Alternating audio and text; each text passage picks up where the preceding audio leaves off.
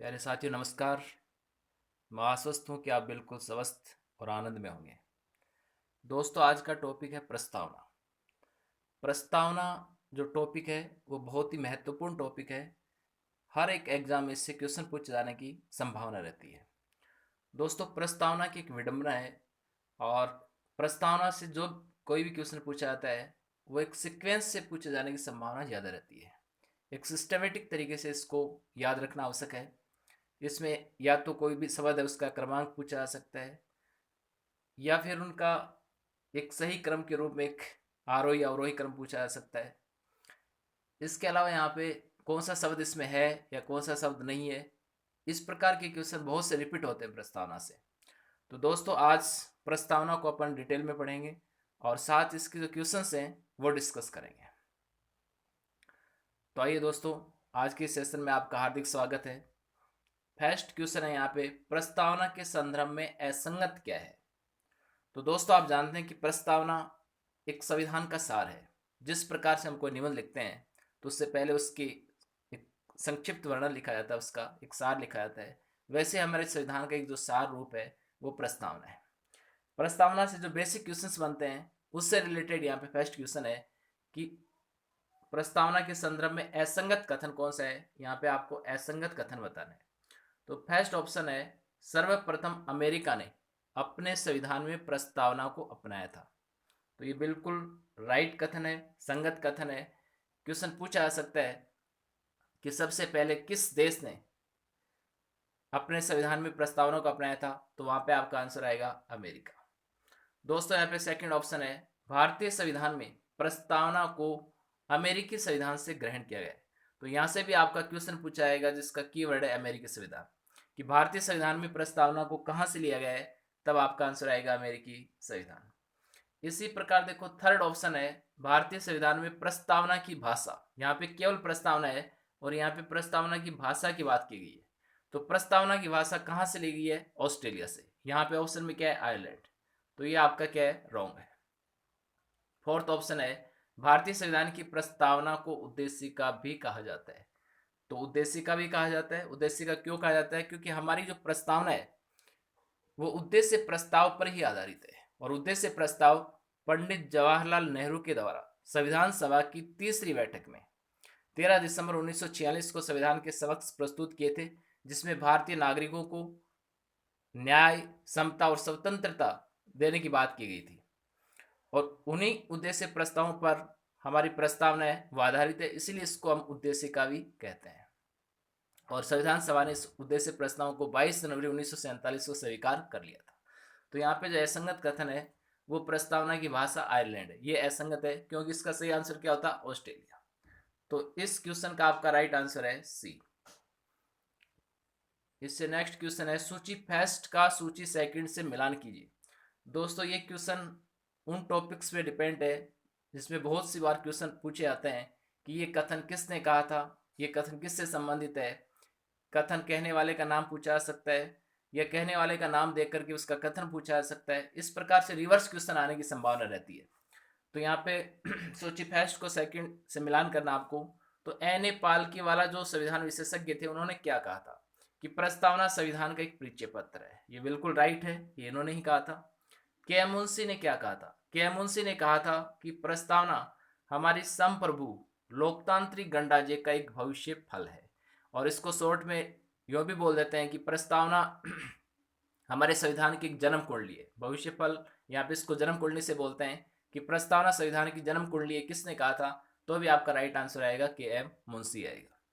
इसी प्रकार देखो यहाँ पे ए का ए आ गया और बी है वो किसके सामने है, सी। इसी प्रकार देखो यहाँ पे जो अल्लादी कृष्णा स्वामी अय्यर है उन्होंने क्या कहा था कि प्रस्तावना हमारे दीर्घकालिक सपनों का विचार था। तो इनका यहाँ पे राइट आंसर है बी। ठाकुरदास भार्गव ने क्या कहा था कि प्रस्तावना संविधान का एक सम्मानित भाग है। तो यहाँ पे डी का डी आ जाएगा। तो दोस्तों यहाँ पे ए सी बी डी तक अपन पहुंच चुके हैं। इससे नेक्स्ट है अर्नेस्ट बार्कर। तो अपन ने बात कर ली थी ए सी बी और डी तक। नेक्स्ट है अर्नेस्ट बार्कर। अर्नेस्ट बार्कर ने कहा था कि प्रस्तावना संविधान का एक कुंजी नोट है। दोस्तों ध्यान रखना, प्रस्तावना को संविधान की कुंजी तो किसने कहा था, ठाकुरदास भार्गव ने। लेकिन प्रस्तावना संविधान का कुंजी नोट है, ये किसने कहा है? अर्नेस्ट बार्कर ने। ये डिफरेंस आपको अच्छे से याद रखना है। तो ए सी बी डी और यहाँ पे ई का ई आ जाएगा। तो यहाँ पे इसका जो राइट आंसर हो गया वो क्या हो गया? ए सी बी डी ई। तो ए सी बी डी ई कहाँ पे? सेकेंड नंबर ऑप्शन पे। तो इसका राइट आंसर होगा ए सी बी डी ई। इससे नेक्स्ट क्वेश्चन है, ठाकुरदास भार्गव के द्वारा प्रस्तावना के लिए किस शब्द का प्रयोग नहीं किया गया? किस शब्द का प्रयोग नहीं किया गया? तो ठाकुरदास भार्गव ने प्रस्तावना को संविधान की कुंजी भी कहा था, संविधान का आभूषण भी कहा था, संविधान की आत्मा भी कहा था, लेकिन उसने उनको संविधान का रतन नहीं कहा। तो यहाँ पे आपका राइट आंसर आएगा सी। इससे नेक्स्ट क्वेश्चन है, प्रस्तावना की विषय वस्तु के अनुसार असंगत शब्द कौन सा है? तो दोस्तों यहाँ पे असंगतता एक प्रकार की, यहाँ पे ये तार्किक क्वेश्चन बनता है, एक लॉजिकल क्वेश्चन है। तो आप जानते हैं कि प्रस्तावना से जो क्वेश्चन है वो या तो उसके सीक्वेंस से या फिर उसके कोई भी शब्द है उसकी उपस्थिति या अनुपस्थिति से पूछा जाता है। जैसे बहुत बार क्वेश्चन पूछा हुआ है कि कौन सा ऐसा शब्द है जिसका भारतीय संविधान की प्रस्तावना में उल्लेख नहीं है। जैसे उसमें आ गया मनुष्य, व्यक्ति, नागरिक, लोग। तो देखो नागरिक का भी उल्लेख है, व्यक्ति का भी उल्लेख है, और इसी प्रकार व्यक्ति, नागरिक और लोग, लेकिन मनुष्य का उल्लेख नहीं है। जैसे हम पढ़ते हैं कि हम भारत के लोग, तो हम भारत के लोग, लोग का उल्लेख है, और उसके समस्त नागरिकों को सामाजिक, आर्थिक और राजनीतिक न्याय, तो नागरिक शब्द भी है। व्यक्ति की गरिमा, तो इस प्रकार से व्यक्ति शब्द भी है, लेकिन मनुष्य नहीं है। तो ये क्वेश्चन बहुत बार पूछा हुआ है, इसको भी आपको ध्यान रखना है। इसके अलावा क्वेश्चन यहाँ से ये भी पूछ लिया जाता है कि प्रस्तावना में न्याय शब्द का कितनी बार प्रयोग हुआ है? सामाजिक, आर्थिक, राजनीतिक न्याय, 3 प्रकार की न्याय की बात की गई है। इसी प्रकार कितनी प्रकार की स्वतंत्रता है? जैसे विचार, अभिव्यक्ति, विश्वास, धर्म और उपासना। इस प्रकार से 5 प्रकार की स्वतंत्रता की बात की गई है। तो यहाँ से जो क्वेश्चन पूछा है कि प्रस्तावना की विषय वस्तु में के अनुसार कौन सा असंगत शब्द है, तो असंगत से यहाँ पे आसे कि ऐसा कौन सा शब्द है जो प्रस्तावना में नहीं है या फिर प्रस्तावना में है लेकिन वो इनसे मेल नहीं खा रहे। तो देखो यहाँ पे संविधान सभा, धर्मनिरपेक्ष और स्वतंत्रता, इन शब्दों का प्रस्तावना में केवल एक बार प्रयोग हुआ है, लेकिन भारत का 2 बार प्रयोग हुआ है। हम भारत के लोग, भारत को एक संपूर्ण प्रभुत्व संपन्न। तो देखो भारत जो शब्द है इसका 2 बार प्रयोग हुआ है, इसी वजह से यहाँ पे असंगत है। तो इसका राइट आंसर क्या है? ए है। जबकि संविधान सभा, धर्मनिरपेक्ष, इनका एक भारी प्रयोग हुआ है। विचार, अभिव्यक्ति, विश्वास, धर्म और उपासना की स्वतंत्रता, इसी प्रकार हम भारत के लोग, भारत को एक संपूर्ण प्रभुत्व संपन्न, समाजवादी, पंथ निरपेक्ष, तो वहां पे पंथ निरपेक्ष या धर्मनिरपेक्ष शब्द का उल्लेख है। और अपनी संविधान सभा में दृढ़ संकल्पित होकर आज दिनांक 26 नवंबर 1949 को इसको अंगीकृत करते हैं, अधिनियमित करते हैं, आत्मर्पित करते हैं। तो इस प्रकार से ये जो शब्द है, इन सभी शब्दों का प्रयोग एक बार हुआ केवल। भारतीय एक ऐसा वर्ड है जिसका 2 बार प्रयोग हुआ है, तो इसीलिए यहाँ पे राइट आंसर होगा ए। इससे नेक्स्ट क्वेश्चन है, निम्नलिखित में से कौन सा कथन सही है? तो दोस्तों आप जानते हैं कि हमारी जो प्रस्तावना है उसको सामान्यतः 4 भागों में वर्गीकृत कर रखा है। उसके 4 आधारभूत तत्व हैं। पहला है संविधान के अधिकार स्रोत, दूसरा भारत की प्रकृति को प्रकट करता है, और तीसरा संविधान के उद्देश्यों को बताता है, और चौथा संविधान के लागू होने की तिथि के बारे में बताता है। तो संविधान के अधिकार स्रोत, भारत के लोग, हम भारत के लोग, यानी कि यहाँ पे जो सर्वोच्च शक्ति है वो जनता के हाथ में है।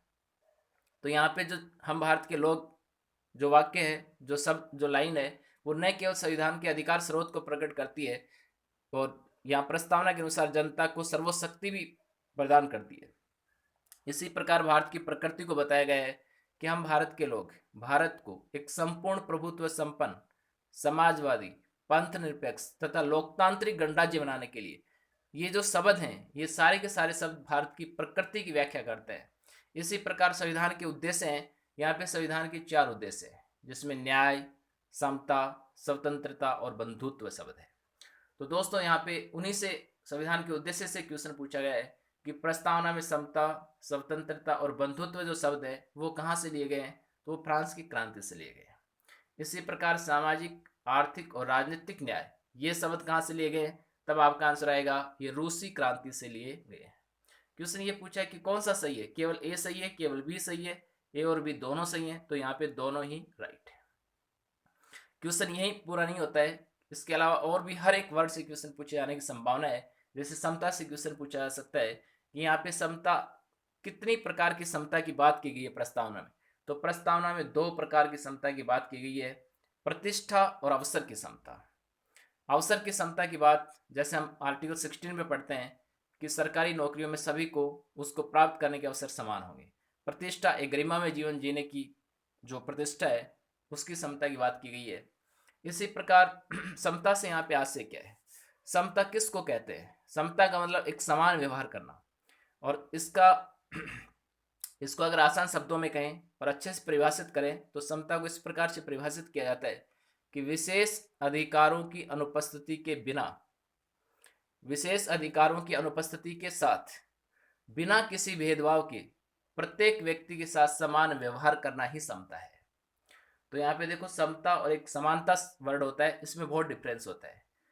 समानता है उसमें आप बिल्कुल भी किसी भी प्रकार का भेदभाव नहीं कर सकते हैं, लेकिन समता में कुछ भेदभाव किया जा सकता है।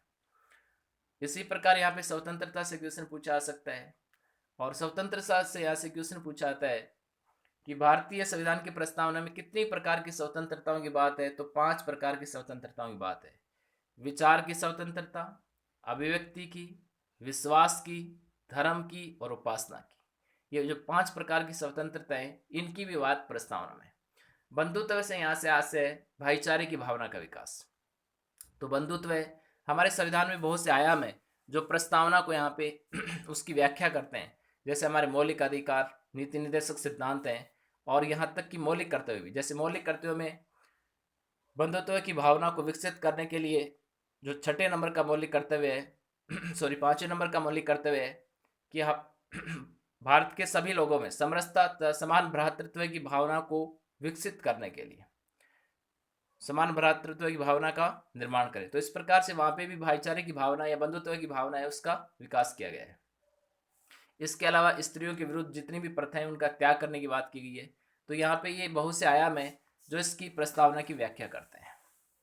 तो इस प्रकार से यहाँ से क्वेश्चन पूछा जा सकता है। तो यहाँ पे राइट आंसर हो गया ए और बी। न्याय से क्वेश्चन पूछा जा सकता है, कितनी प्रकार की न्याय की बात है? 3 प्रकार की न्याय की। न्याय का क्रम क्या है? तो सामाजिक, आर्थिक और राजनीतिक न्याय, ये इसका सही क्रम है। स्वतंत्रता का क्रम पूछा जा सकता है, तो पहले विचार, फिर अभिव्यक्ति, फिर विश्वास, फिर धर्म और फिर उपासना। समता का क्रम पूछा जा सकता है, पहले प्रतिष्ठा और फिर अवसर की समता। इससे नेक्स्ट क्वेश्चन है, प्रस्तावना में उल्लेखित संवैधानिक आदर्शों का सही क्रम क्या है? तो दोस्तों ये क्वेश्चन आया हुआ है कि उनके उल्लेखित जो संवैधानिक आदर्श हैं उनका सही क्रम पूछा हुआ है। तो सही क्रम यहाँ पे जैसे न्याय, समता, स्वतंत्रता, बंधुत्व है, इसका आंसर हम तभी दे पाएंगे जब हमें पूरी प्रस्तावना एक सीक्वेंस में याद है। तो दोस्तों इसको ध्यान से सुने। हम भारत के लोग भारत को एक संपूर्ण प्रभुत्व संपन्न, समाजवादी, पंथ निरपेक्ष तथा लोकतांत्रिक गणराज्य बनाने के लिए उसके समस्त नागरिकों को सामाजिक, आर्थिक और राजनीतिक न्याय, तो देखो यहाँ पे न्याय 1 नंबर पे है, सामाजिक, आर्थिक और राजनीतिक न्याय। उसके बाद है विचार, अभिव्यक्ति, विश्वास, धर्म और उपासना की स्वतंत्रता, तो यहाँ पे स्वतंत्रता 2 नंबर पे है। उसके बाद है प्रतिष्ठा तथा अवसर की समता, प्रतिष्ठा तथा अवसर की समता 3 नंबर पे है।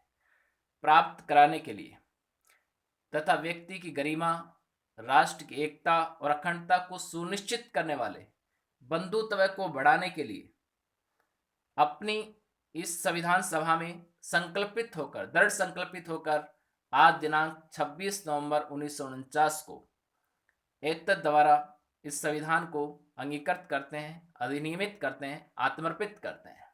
तो इस प्रकार से प्रस्तावना का अगर पूरा आपको सीक्वेंस में याद है तो आप हर एक क्वेश्चन को अच्छे से सोल्व कर सकते हैं। तो यहाँ पे 1 नंबर पे न्याय है, 2 नंबर पे स्वतंत्रता है और 3 नंबर पे समता है और 4 नंबर पे बंधुत्व है। तो इसका जो राइट आंसर होगा वो होगा सी। तो बहुत से ऐसे शब्द हैं जिनको समझना आवश्यक है। जैसे हम भारत के लोग, तो हम भारत के लोग एक लाइन है, ये बहुत कुछ बयां कर रही है। ये न केवल संविधान का अधिकार स्रोत बता रही है भारत के लोगों को, बल्कि जनता एक सर्वोच्च शक्ति के रूप में भी उसको प्रकट कर रही है। इसके अलावा संप्रभु यहाँ पे शब्द आया है, संपूर्ण प्रभुत्व संपन्न। संप्रभु से यहाँ पे आज से होता है कि भारत एक संप्रभु राज्य है जो अपने आंतरिक और बाह्य मामलों में पूर्णतया स्वतंत्र है। वो किसी के ऊपर कोई निर्भर नहीं है। हमारी शासन व्यवस्था को संचालित करने के लिए हमारी संसद या विधानमंडल कोई कानून बनाता है तो हमें किसी अन्य विदेशी राज्य से पूछने की आवश्यकता नहीं है। हम किसी विदेशी राज्य से कोई अंतर्राष्ट्रीय संधि या समझौता करते हैं तो किसी अन्य राष्ट्र से हमें सलाह लेने की आवश्यकता नहीं है, क्योंकि हम अपने आंतरिक और बाह्य मामलों में पूरी तरह से स्वतंत्र हैं। इसलिए हमें संप्रभु कहा गया है। लोकतंत्र से यहाँ पे आशय है। लोकतंत्र शब्द अपने आप में बहुत ही बड़ा शब्द है और लोकतंत्र से यहाँ पे आशय है, लोक का मतलब होता है जनता। तो यहाँ पे जनता के एक शासन का तंत्र है। अब्राहम लिंकन की आपको परिभाषा याद हो कि जनता का शासन जनता के द्वारा जनता के लिए, तो उसी को अपन लोकतंत्र कहते हैं। तो यहाँ पे भारत में लोकतंत्र है, लेकिन लोकतंत्र सामान्यतः दो प्रकार का होता है, एक प्रत्यक्ष और एक अप्रत्यक्ष। तो भारत में अप्रत्यक्ष लोकतंत्र है और अप्रत्यक्ष भी दो प्रकार का होता है। एक तो संसदीय लोकतंत्र होता है और एक राष्ट्रपति के अधीन लोकतंत्र होता है। तो भारत में संसदीय लोकतंत्र है, जिसको प्रतिनिधि लोकतंत्र भी कहा जा सकता है। प्रतिनिधि संसदीय लोकतंत्र या अप्रत्यक्ष संसदीय लोकतंत्र भी कहा जाता है। जबकि अमेरिका में राष्ट्रपति यानी कि प्रेसिडेंशियल डेमोक्रेसी है और भारत में पार्लियामेंट्री डेमोक्रेसी। तो हमारी डेमोक्रेसी की बहुत खूबसूरती है। यहाँ पे संसदीय लोकतंत्र का एक जो अच्छी इसकी बात है, वो अच्छी बात ये है कि यहाँ पे हमारे दोहरी कार्यपालिका होती है। एक वास्तविक प्रमुख होता है कार्यपालिका का, जैसे प्रधानमंत्री, एक नाममात्र का प्रमुख होता है जैसे राष्ट्रपति। इसके अलावा हमारी जो कार्यपालिका होती है वो विधायिका के प्रति जवाबदेह होती है। जैसे आपने पढ़ा होगा आर्टिकल 75 क्लॉज 3 में कि मंत्रिपरिषद सामूहिक रूप से लोकसभा के प्रति उत्तरदायी होती है। इसी प्रकार राज्य की जो मंत्रिपरिषद है वो आर्टिकल 164 क्लॉज 2 के तहत विधानसभा के प्रति जो निम्न सदन होता है, जो जनता के द्वारा प्रत्यक्ष रूप से निर्वाचित होता है, उसके प्रति उत्तरदायी होती है, जवाबदेहिता इनकी बनती है। तो ये यहाँ पे लोकतंत्र है। गणराज्य का मतलब क्या है? यहाँ पे गणराज्य से यहाँ पे आशय है कि जिस देश का संवैधानिक प्रमुख एक निश्चित समयावधि के लिए निर्वाचित होता है उसको गणराज्य कहते हैं। तो भारत का यहाँ पे संवैधानिक प्रमुख राष्ट्रपति है, जो एक निश्चित समय के लिए जैसे 5 साल के लिए निर्वाचित होता है। उसके बाद वो भी पुनः निर्वाचित हो सकता है, कोई अन्य दूसरा भी निर्वाचित हो सकता है, लेकिन एक निश्चित अवधि है 5 वर्ष। और उसका चुनाव ही होता है, वो मनोनीत नहीं होता या उत्तराधिकारी के आधार पर पद ग्रहण नहीं करता है। तो बहुत से ऐसे बातें हैं। इसके अलावा जैसे गरिमा की बात की जाए तो गरिमा शब्द अपने आप में बहुत बड़ा शब्द है। और गरिमा शब्द के बारे में के.एम. ने ये कहा कि गरिमा से यहाँ पे आशय है कि यहाँ पे हमारा जो लोकतंत्र है, हमारा जो प्रस्तावना है, वो न केवल लोकतंत्र की मजबूती की सुरक्षा करती है, बल्कि हर व्यक्ति का जो व्यक्तित्व है उसको हमारी प्रस्तावना पवित्र मानती है, उस पर किसी भी प्रकार का कोई लांछन नहीं लगाती है।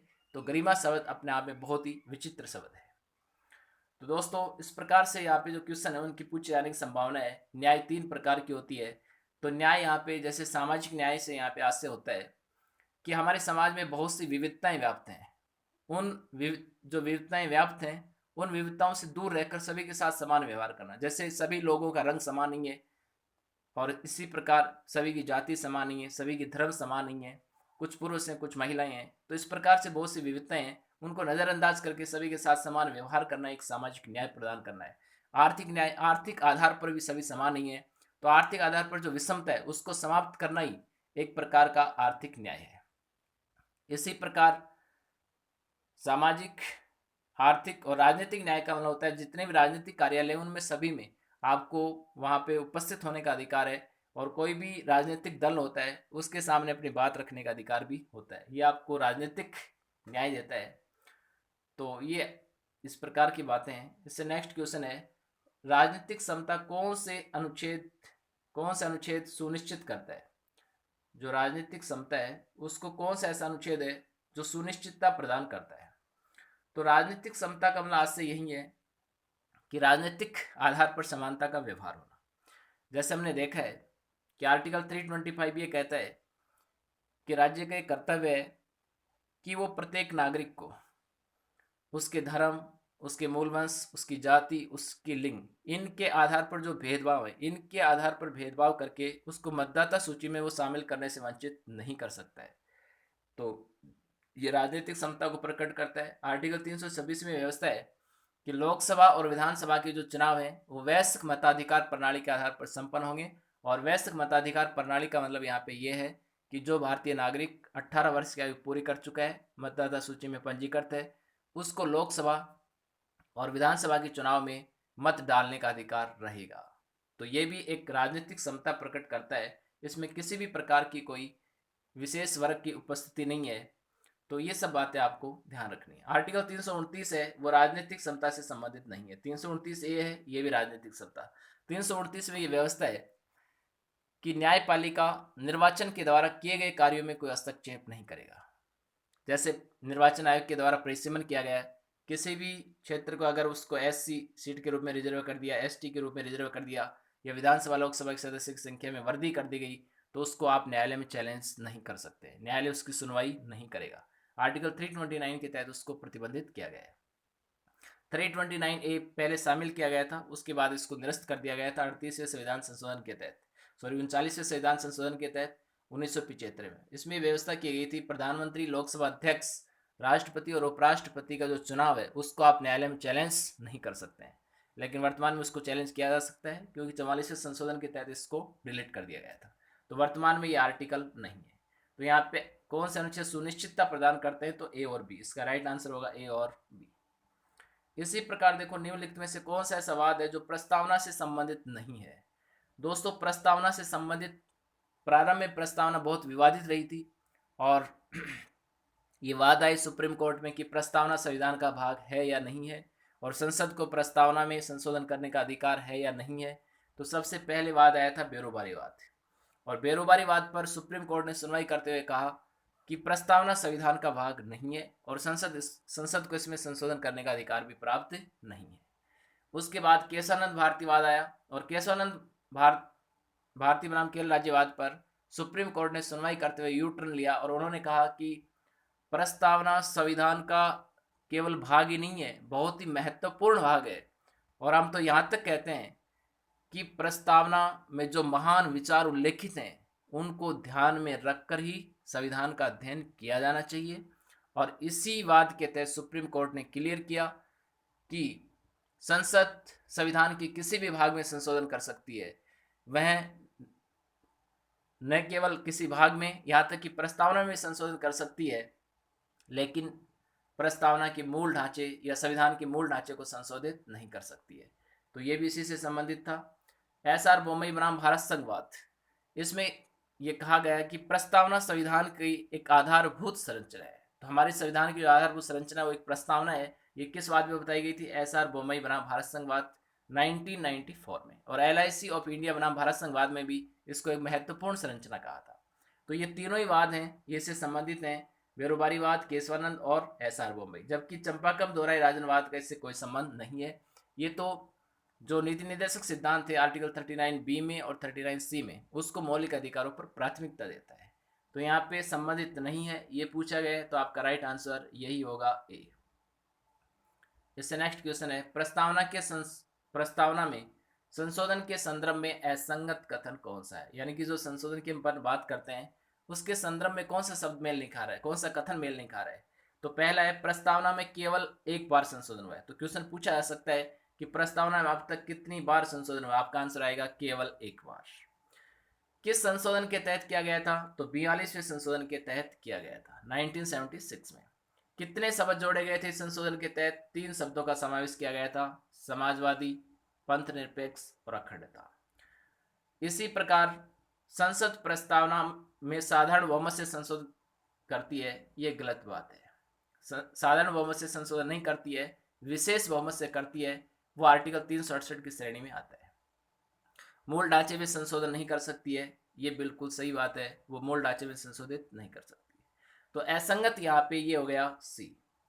तो प्रस्तावना, संसद प्रस्तावना में संशोधन तो कर सकती है केशवानंदवाद के अनुसार, लेकिन विशेष बहुमत से करती है। विशेष बहुमत से यहाँ पे आ से है सदन की जो कुल सदस्य संख्या है उसका 50% +1।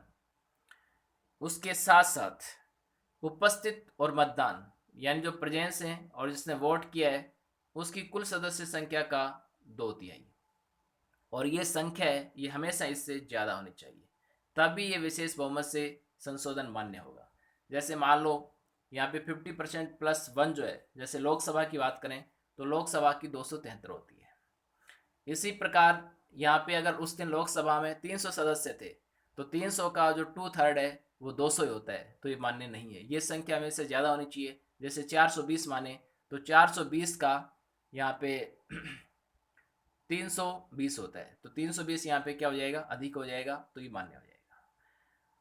तो देखो इंपॉर्टेंट क्वेश्चन बन सकते हैं, हर एक लाइन से इंपॉर्टेंट क्वेश्चन है कि प्रस्तावना में अब तक कितनी बार संशोधन हुआ है, 1 बार। कौन से संशोधन से, 42 संशोधन से। कितने शब्द जोड़े गए थे, 3 शब्द। 3 शब्द कौन कौन से हैं, समाजवादी, पंथ निरपेक्ष और अखंडता। समाजवाद से यहाँ पे क्या से, इंदिरा गांधी ने कहा कि समाजवाद का तो हमारा एक ब्रांड है और हम जब जब चाहेंगे जब जब किसी का राष्ट्रीयकरण कर देंगे यानी कि निजीकरण करेंगे। और इस प्रकार से उन्होंने इसकी व्याख्या की। उन्होंने कहा कि ये जो समाजवाद है और पूंजीवाद है उसका एक मिश्रित रूप है। लेकिन सुप्रीम कोर्ट ने स्पष्ट किया कि हमारे यहाँ पे समाजवाद से आशय है कि गरीबी, बीमारी, उपेक्षा के अवसरों में जो असमानता है उसको समाप्त करना है। धर्मनिरपेक्ष, भारत एक धर्मनिरपेक्ष राज्य है। ये बहुत ही खूबसूरती है हमारे संविधान की, एक धर्मनिरपेक्ष राज्य है भारत। और धर्मनिरपेक्ष का मतलब यहाँ पे यह है कि भारत का कोई विशेष धर्म नहीं है, भारत सभी धर्मों के साथ समान व्यवहार करता है और एकता और अखंडता का भाव बहुत से आर्टिकल्स में नजर आता है आपको। तो इस प्रकार से ये क्वेश्चन है और मूल ढांचे में संशोधन नहीं कर सकती है। इससे नेक्स्ट क्वेश्चन है 26 नवंबर 1949 को कौन से अनुच्छेद लागू हो गए थे। तो दोस्तों आपको पता है कि मूल संविधान में टोटल यहाँ पे जो आर्टिकल्स बनाए गए थे संविधान निर्माताओं के द्वारा 395, जिसमें से 16 अनुच्छेद 26 नवंबर 1949 को ही लागू हो गए थे, जो नागरिकता से संबंधित थे, कुछ निर्वाचन से संबंधित, कुछ अंतरिम संसद से संबंधित और कुछ विशिष्ट शक्तियों से संबंधित थे। तो यहाँ पे कौन से अनुच्छेद लागू हो गए थे, तो यहाँ पे 5, 6, 7, 8, 9 ये लागू हो गए थे। 60, 324, 66, 67 ये लागू हो गए थे। 378, 79, 80 ये भी लागू हो गए थे। 391, 92, 93, 94 तो सभी के सभी ये सही है। यहाँ पे ये जो है ये लागू नहीं हुए थे। तो इस प्रकार से ये 16 आर्टिकल जो नागरिकता, निर्वाचन और अंतरिम संसद से संबंधित थे उनको लागू कर दिया था 394 के माध्यम से। ये लागू करने की शक्ति देता है इनको। 26 नवंबर से क्वेश्चन पूछा जाता है 26 नवंबर को किस दिवस के रूप में मनाया जाता है। तो वर्तमान में इसको संविधान दिवस के रूप में मनाया जाता है और पहली बार इसको संविधान दिवस के रूप में 26 नवंबर 2015 को मनाया गया था। इससे पहले इसको विधि या कानून दिवस के रूप में मनाया जाता था। तो दोस्तों यहाँ पे जो आपकी प्रस्तावना है उसको एक सीक्वेंस में एक रिवीजन के साथ एक क्वेश्चन के माध्यम से इसको अच्छी तरह से अपने डिस्कस किया है। तो मैं उम्मीद करता हूँ कि आपको बहुत ही अच्छे से समझ में आया होगा। और अगर आपको एक बार सुनने में समझ नहीं आता है तो आप इसको 1 बार, 2 बार, 3 बार, जितनी भी बार आप देख सकते हैं, अच्छे से समझ के पढ़ें। तो प्यारे साथियों, मैं आपके सुखद और उज्जवल भविष्य की कामना करता हूँ। बहुत बहुत शुक्रिया आपका, धन्यवाद।